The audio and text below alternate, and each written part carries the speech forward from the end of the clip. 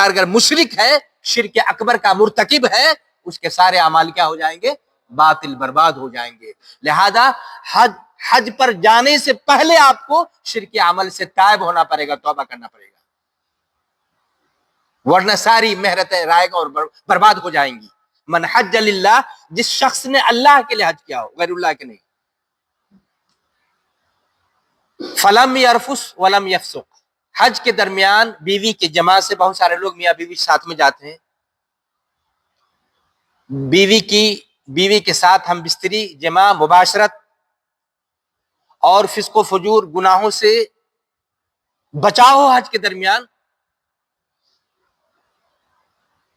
تو کہتے ہیں رجع کیوم ولدت امہ، وہ حاجی، حج کرنے والا، اللہ کے بندے، حج سے ویسے ہی لوٹتا ہے جیسے ماں کے پیٹ سے جنم لیا ہو، پیدا ہوا ہو۔ اللہ اکبر، یہ حج کی فضیلت ہے، حج کی عظمت ہے۔ اب آئیے موٹی سی بات، حج کے ارکان۔ حج کے ارکان 4 ہیں، ایک بھی رکن اگر کسی نے چھوڑ دیا حج نہیں ہوگا، نہیں ہوگا۔ پہلا رکن نیت کرنا، مطلقاً نیت، بلا نیت حج مقبول نہیں۔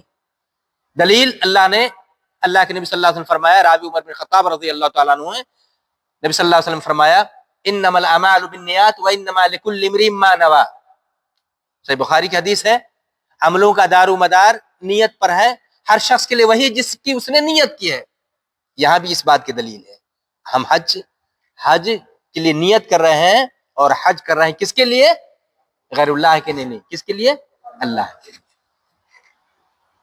تو نیت یہ رکن ہے۔ بلا نیت اگر انسان مکہ میں گیا، حج کے سارے بالکل سنت کے مطابق سارے سب کچھ کو ادا کیا، مگر نیت نہیں کی تھی، حج ہوگا نہیں، چونکہ رکن چھوٹ رہا ہے۔ دوسرا رکن ہے وقوف عرفہ، مکہ میں ٹھہرنا، مکہ میں ٹھہرنا۔ آپ کو مکہ میں کچھ نہ کچھ وقت گزارنا پڑے گا، جو دن میں آ رہا ہے اس کو کب سے کب تک گزارنا پڑے گا، یہ بات آگے آ رہی ہے۔ اگر کوئی شخص دن میں نہیں پہنچ سکا، رات ہی میں، لیکن آپ کو رات میں آنے والے بھی مکہ میں وہاں عرفہ میں جائے اور وہاں ٹھہرے، پھر جا کے مزدلفہ جائے۔ وقوف عرفہ، عرفہ میں ٹھہرنا، یہ دوسرا رکن ہے، اور اس کے حدود ہیں، ہے نہیں، باؤنڈری لگا ہوا ہے، بدایت عرفہ، نہایت عرفہ، کہاں سے اسٹارٹنگ ہے، کہاں ختم ہے، یہ بڑا بڑا بورڈ لگا ہوا ہے۔ ایسا نہیں کہ اس حد سے، آپ اس دائرے سے، اس باؤنڈری سے، باؤنڈری تو نہیں ہے لیکن بورڈ لگا ہوا ہے، اس سے اگر آپ الگ کرے ہوں گے تو پھر وہ عرفہ میں ٹھہرنا نہیں ہوگا۔ کلیئر ہے؟ یہ دوسرا۔ تیسرا ہے حج کا طواف کرنا، کس کا؟ جس کو طواف زیارت یا طواف افاضہ کہتے ہیں، حج کا طواف کرنا، تیسرا رکن۔ چوتھا رکن ہے صفا مروہ کی سعی کرنا، یہ 4 ارکان ہیں، ان میں سے کوئی بھی رکن اگر کسی نے چھوڑ دیا حج نہیں ہوگا۔ کلیئر ہے؟ بات سمجھ میں آ رہی ہے آسان لفظوں میں؟ اور یہیں پر حج کے واجبات ہم بتا رہے ہیں، پھر ہمارے شیخ صاحب حج کے طریقہ بتائیں گے۔ حج کے واجبات 7 ہیں، کتنے؟ 7۔ ایک بھی واجب اگر چھوٹ جائے حج ہوگا یا نہیں؟ ہوگا، لیکن دم دینا پڑے گا۔ دیکھتے ہیں یہ سارے ساتھی فٹافٹ بولتے ہیں، یہ اصل میں ان لوگوں کا کلاس ہوا ہے 3 مہینے کا کورس، اس میں حج کا پروگرام بھی بتایا گیا تھا۔ تو حج کے 7 واجبات ہیں، ان میں سے پہلا واجب میقات سے نیت کرنا، میقات سے، ٹھیک ہے، پہلی بات تو آگے تھے نیت مطلقاً، لیکن میقات سے نیت کرنا یہ واجب ہے۔ جیسے آپ لوگ یہاں سے ریاض سے جانے والے کہاں کرتے ہیں؟ سیل الکبیر ہے نہیں، وہاں سے بندہ نیت کرتا ہے، ٹھیک ہے، میقات سے نیت کرنا۔ اب جیسے حج تمتع کے لیے بندہ پہلے عمرہ کی نیت کرے گا، عمرہ کی ادائیگی کے بعد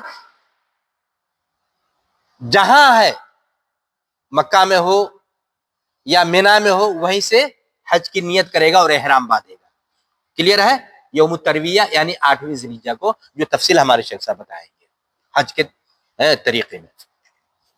تو میقات سے نیت کرنا، اگر کوئی شخص میقات سے نیت نہیں کیا، بندہ چلا گیا 50 کلومیٹر مکہ کی طرف، پھر جا کے وہ نیت کر رہا ہے۔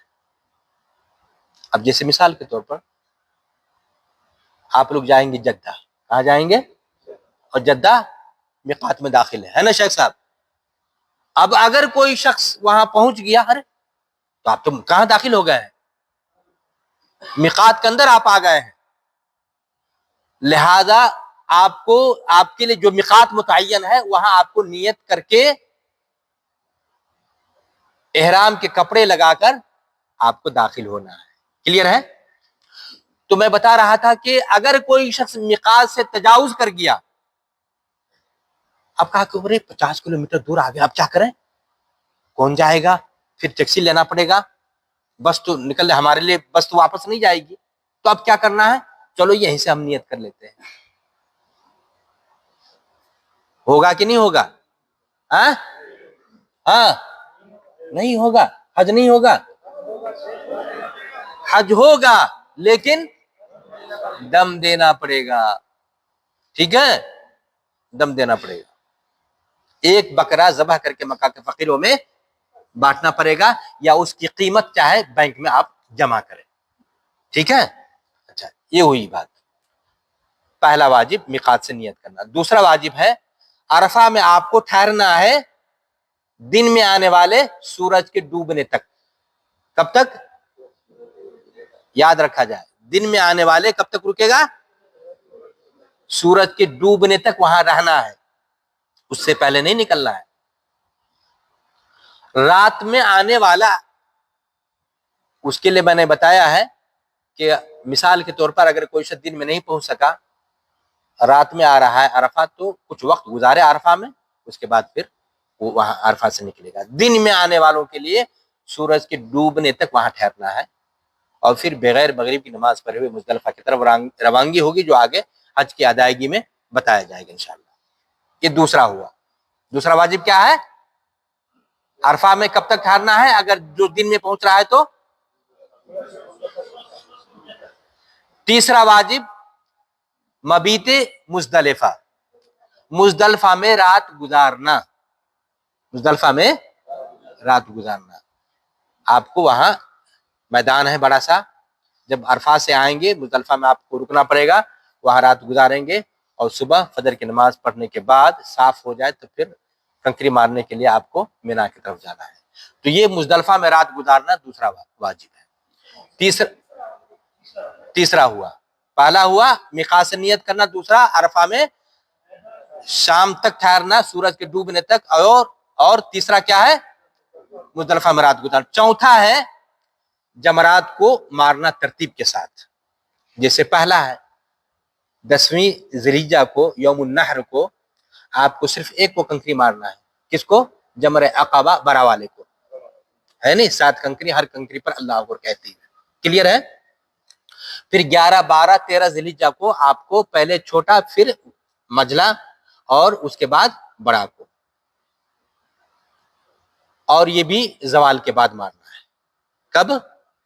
تو یہ ترتیب ہونا چاہیے، ترتیب کے ساتھ کنکری مارنا، 11 کو بھی، 12 کو بھی، 13 کو بھی۔ اگر 11، 12 کو اگر کوئی شخص کنکری مار کے اگر جانا چاہے، جا سکتا ہے کہ نہیں؟ جا سکتا ہے، چونکہ اللہ نے کہا فمن تعجل فی یومین فلا اثم علیہ، ہے نہیں؟ اگر کوئی شخص 12 ذی الحج کو کنکری مار کر کے جلدی کرنا چاہے، جانا چاہے، تو اللہ نے کہا اس کے لیے کوئی حرج نہیں ہے، جا سکتا ہے۔ تو عام طور سے آپ لوگ 12 کو کنکری مار کر کے آپ کو بتایا جائے گا واپسی ہوگی ریاض کے لیے، یعنی طواف وداع کرتے ہوئے، ٹھیک ہے؟ تو یہ تو چوتھا ہوا، ترتیب کے ساتھ کنکری مارنا۔ پانچواں ہے بال کٹوانا۔ پانچواں کیا ہے؟ بال کٹوانا۔ جڑ سے کٹوا لیں زیادہ ثواب، اور قصر کریں کینچی سے، مکینے سے، تو پھر اس سے کم ثواب۔ تو بال کٹوانا یہ پانچواں واجب ہے۔ چھٹا واجب آپ کو قربانی واجبات میں سے نہیں ہے، ہاں، اس لیے کہ حج کے 3 اقسام میں ایک حج ہے حج افراد، وہ बगैर कुर्बानी का है तो उसका नहीं होगा हज। तो कुर्बानी वाजिबात में से नहीं है। छठा क्या है, अय्याम तशरीक की रात 11वीं 12वीं 13वीं की रात मिना में गुजारना। कहाँ गुजारना, मिना की बात आई तो यौम तरविया का दिन रात आदमी गुजारता है मिना में, तो ये सुन्नत है। यहीं पर एक शुबह का इजाला, ये ना कहे कि देखो इस्लामी दावा सेंटर की तरफ से हम आ रहे हैं और 8वीं ज़िलहिज्जा को हम लोग इधर ही हैं, मिना में नहीं गए हैं, हज होगा नहीं होगा, तो नहीं, ये सुन्नत है। क्या है ये? तो देखेंगे पाकिस्तान, इंडिया, बांग्लादेश, नेपाल, इन सब जगहों से आने वाले हुज्जाज यौम तरविया 8वीं ज़िलहिज्जा को वो लोग मिना जाते हैं, दिन गुजारते हैं, वक्त पर सारी नमाजें पढ़ते हैं और फिर रात गुजारते हैं, फिर 9 ज़िलहिज्जा को अरफात आते हैं। लेकिन आप लोगों को यौम 8वीं ज़िलहिज्जा को वहां मिना नहीं जाना है, बल्कि मिना से करीब ही आप लोगों के लिए सब कुछ होगा। बरकत।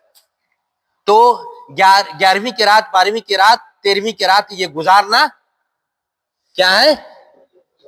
वाजिब है। छठा। 7वां वाजिब है तवाफ वदा करना। क्या है? आखिरी बात कहकर मैं बात खत्म कर रहा हूं। तवाफ वदा करना आखिरी तवाफ है। ये आप सारे सब कुछ करने के बाद मक्का से रुखसत करने से पहले पहले आखिरी अमल है जो आपको करना है, सिर्फ तवाफ करना है, तवाफ वदा। इसमें सही नहीं है। क्लियर है? हाँ, ये 7 वाजिबात हैं। हाँ, अगर कोई हाइजा औरत हो, काफिला जा रहा है वापसी, और फिर वो बेचारी का तवाफ जो वो रह रहा है, यानी खून का दौरानिया शुरू हो गया, अब क्या करे भाई? तो ऐसी औरत के लिए रुखसत शरीयत ने दिया है कि बिला तवाफ़े वदा के, बगैर ये तवाफ आखिरी तवाफ किए वो रुखसत हो सकती है, सफर कर सकती हैं, हज मुकम्मल है कोई, है नहीं, ये शरीयत ने उसके लिए आसानी की है। ठीक है, ये 7 वाजिबात हैं। बाकी बातें हमारे शेख साहब आ रहे हैं बिल इख्तिसार आपको। हाँ बोलिए।